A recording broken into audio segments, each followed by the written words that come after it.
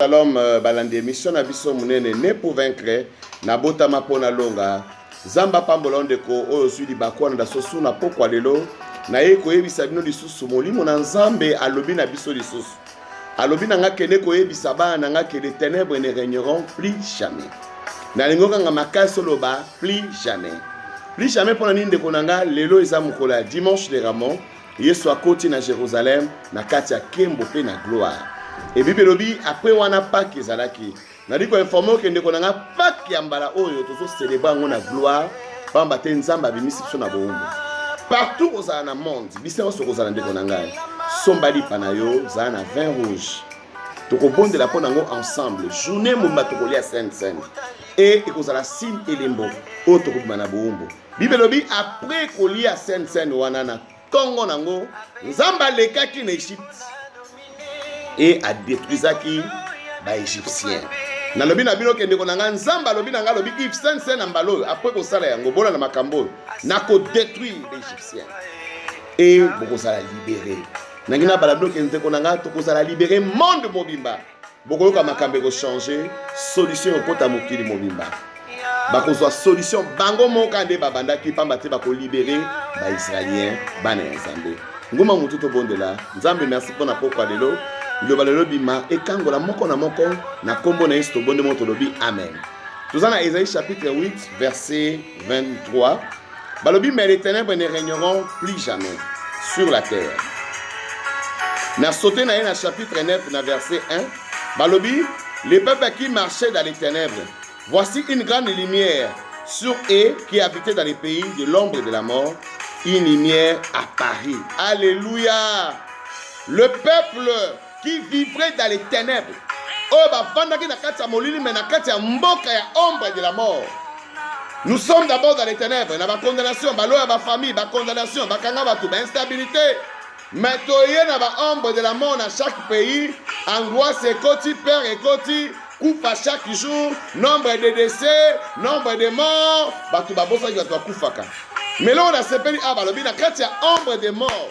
Na kati ya peyo bisika kufe vandaki lumière ya nzambe ko apparaître yango na lingi oganga place ozali ndeko nanga makasi loba plus jamais tombola mongongo ndeko nanga loba plus jamais loba lisusu loba plus jamais oh ndeko nanga plus jamais situation oyo plus jamais likambo oyo yaki plus jamais va oyo ningisi monde ko ya lisusu plus jamais bangoisse oyo ekoti na libota no ekoya mais biso ba chrétien nous avons déjà informé pour Bible lobi na sona mokana psaume 91 que ba contagier ba flèche ouais survola kalikolo ba fléau ata eye ko atteindre yote yango na ngina bana motomo na poko yo ke ba fléau nyonso ba vanyoso yake ko atteindre yote mais c'est que lo yeba ndeko na Bible lobi ete ténèbres ko ume ya lisusu te na pamboli nzambe na poko lelo pokolo na biso nzambe oyo lukaki banda période oyo ayoki lo sambo na ngana yo a décidé alobi boy j'étais dans la prière alobi nanga telema kelo banaba nanga ke molile ko vanda lisusu te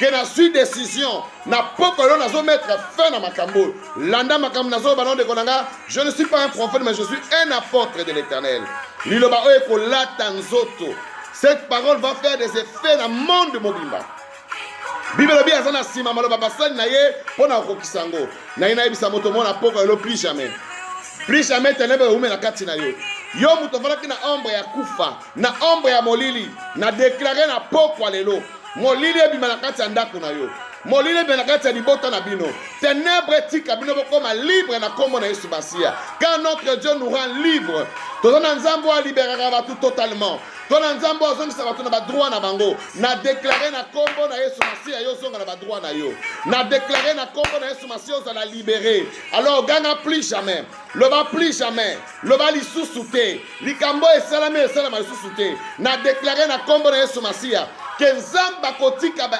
injuste jamais impuni oh yoka likambo Pharaon lobi libère le peuple de l'Éternel alobi qui est l'Éternel pour qu'on obéir parce qu'il n'avait pas l'information batouana Gaston ba l'information que l'Éternel existe. L'Éternel n'est pas là seulement pour guérir la maladie. Il n'est pas là seulement pour nous donner l'argent ou la stabilité, mais c'est aussi un Dieu qui s'élève pour détruire les Égyptiens.